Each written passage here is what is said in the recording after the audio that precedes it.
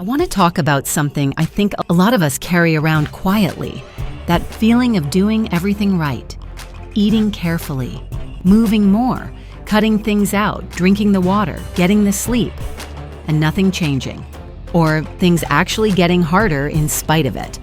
And then that voice in the back of your mind that says, maybe I'm just not trying hard enough.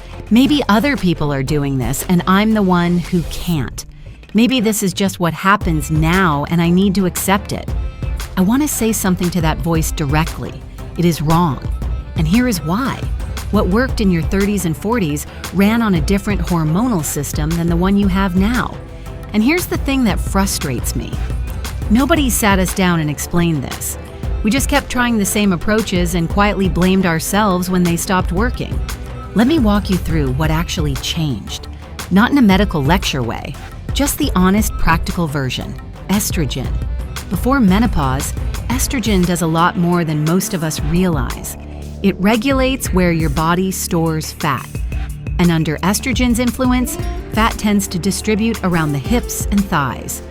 After menopause, without that influence, your body redistributes fat to the abdomen. Same calories in, same calories out.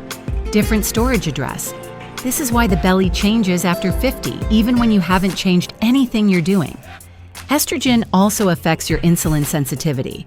After it drops, your cells don't respond to insulin as efficiently as they used to.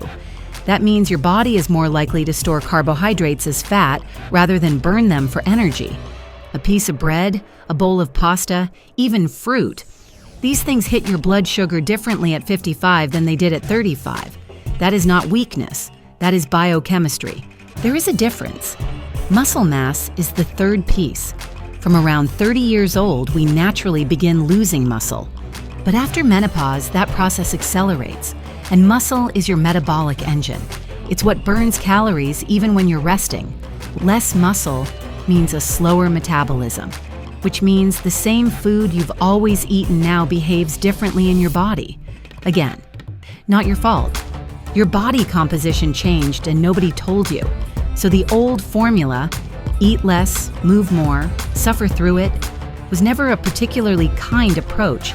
But after 50, it doesn't even make biological sense for most of us. We're going to keep unpacking this together. What changed, what works now, what doesn't. If that sounds like the conversation you've been waiting for, subscribe. This is exactly where that conversation is happening. What does work is a different approach entirely. And I want to be honest that I'm still learning and figuring this out alongside you. I don't have a perfect system, and I'm not going to pretend I do. But what I've been moving toward is this. Less obsession with calories, more attention to inflammation, more protein to support and preserve muscle, movement that includes some resistance, not just walking, but things that ask your muscles to work. Sleep treated as a genuine health priority, not a luxury, and a lot more patience and a lot less self-blame. None of those things are complicated, but they are genuinely different from what most of us were taught about our bodies. Here's this episode's honest thing. You didn't fail the diet, or the program, or the plan. The approach failed to account for your biology. And there's a real difference between those two things. You are not the problem. You just need different information. We're going to keep unpacking that together, one day at a time. Next week, I tell you about the time I got on the floor to play Legos with my grandkids. Getting up was a production. But what I learned from that particular humbling experience is actually one of the most useful things I've found yet. See you then.